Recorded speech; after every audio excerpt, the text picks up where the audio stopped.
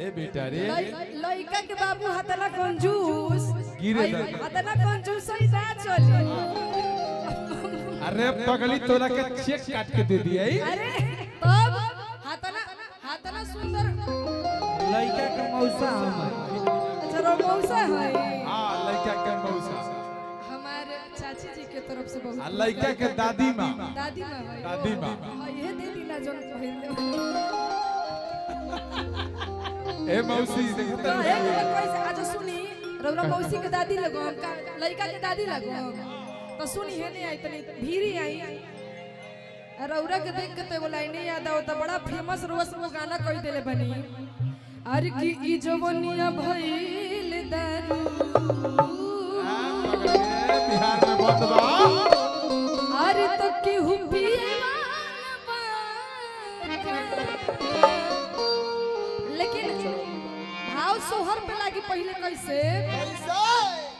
अरे तो जुग जुग जिया सुलला नामा ओहो अरे तो भावनवा के भाग जागल हो आई हले आई तनी बैठी भाव धरी आई तनी बैठी ना एंगा करम तो केंगा चली बैठी तनी धरी तनी मुने बैठी बैठी ये दादी खादी पहनने वाली है खादी पहनने वाली है हां अच्छा ऐसा बका नहीं बुझा ना सुवरी सुवरी सुवरी अरे तो जुग जुग जिया सुनना भावनवा के भाग जागल हो ऐसे मत जुग जुग जिया सुनना भावनवा के भाग जागल हो ला ला ला होई फुलवा के दीपक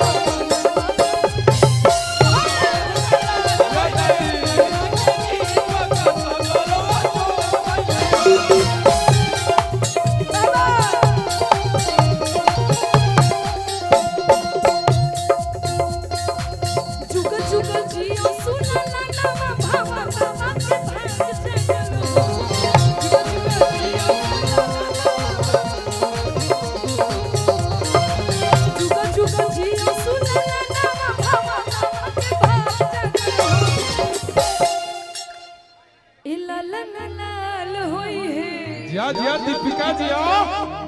अरे कुलवा के दीपक तबला के साउंड बनाओ तो ही ना मनवा में आस लगल हो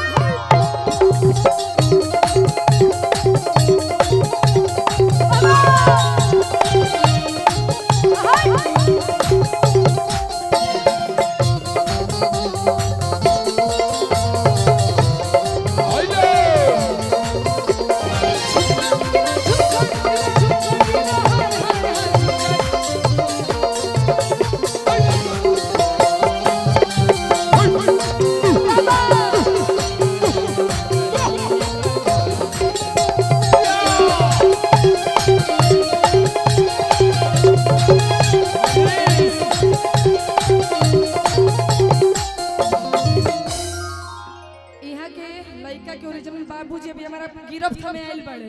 कहना है मित्रों कि नाश्ता में मीठा के साथ कुछ नमकीन है नाश्ते में मीठा के साथ कुछ नमकीन है अरे पगली दिल खोल के नाच आज मेरे बेटे का जन्मदिन है यहाँ खातिर तो एगो लाइन याद आवत भैया हो कैसे नरमुंडा स्वामी जी है नहीं आई वाह सुंदरी वाह और मुंडा दिखाई देता नर तो गायब बटे कहे के बा कैसे कैसे अरे कि राजा जी खजनवा दे दो रानी हो गहनवा दे दो राजा जी खजनवा दे दो रानी हो गहनवा दे दो रानी कि बाटे अरमान हमरा अरे भाव में एका करो तो केना चली यार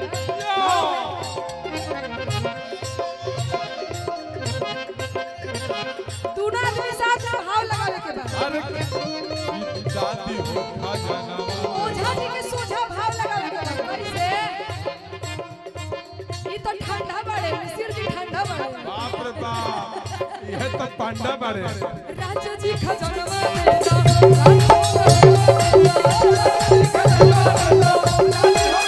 राजा जी खजनवा दे दो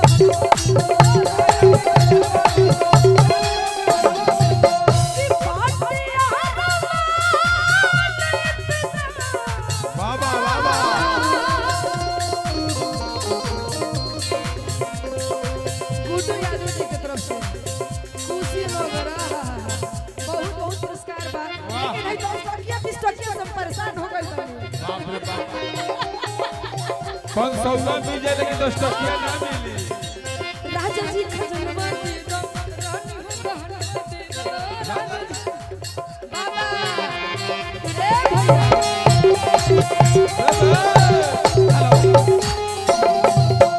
ए भैया सुनो सुनो आप लोग बढ़ जाइए भैया हो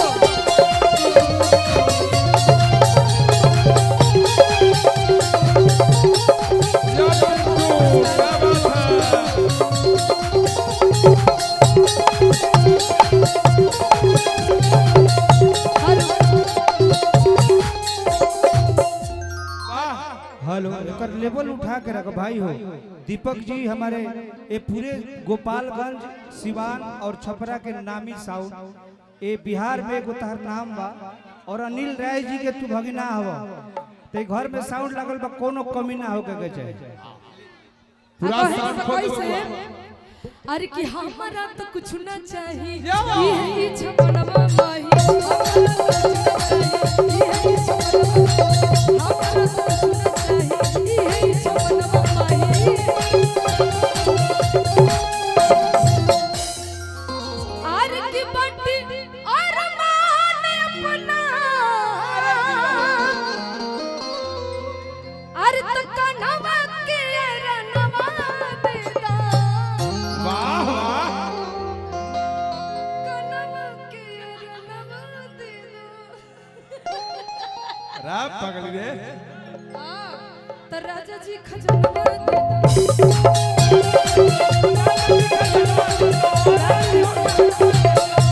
ये लाइन पे एगो लाइन याद बता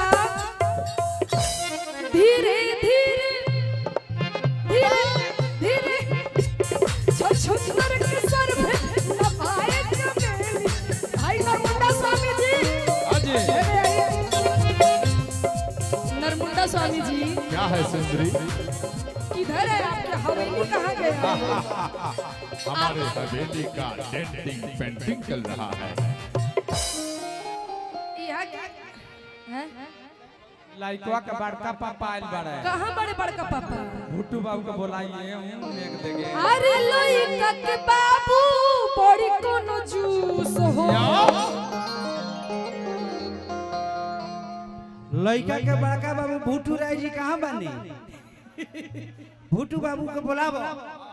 आ राउर एगो गीत हमरा याद आइला बड़ा सुंदर कौन गाना कहाँ बा बड़का बाबू कहाँ बड़े भूटू राय जी कोना भूटू में बड़े बहरिया या सिसिया ये बाबा दीपिका सलामत रहे सुने लड़का के मामा के अरे लइका के बड़ बाबू बड़ी कोनो जूस हो कंजूस ना हवे वो बड़ी दिल खोल के देवे ले डायरेक्ट एटीएम के काटे दे दी है हेलो वैसा ना आदमी पाइब रहुआ वैसा आदमी ना मिली हम कहाँ बड़े कोना कहाँ बड़े मतलब दिखाइए नहीं खोंदे काहे कोना धइले बनी जी तनी हेनियो आई अरे की आवे के पड़ी रौरा आवे के पड़ी कमर हिलावे के पड़ी यहाँ के गीत एगो हमरा बड़ा सुंदर दिमाग में आइल है कि चरमर करे चर पाई जगल घर भार लगता हम चाहत नहीं लाइन में उड़ो गुनगुनाई ए नरमुंडा जी आज तने कर उठा दो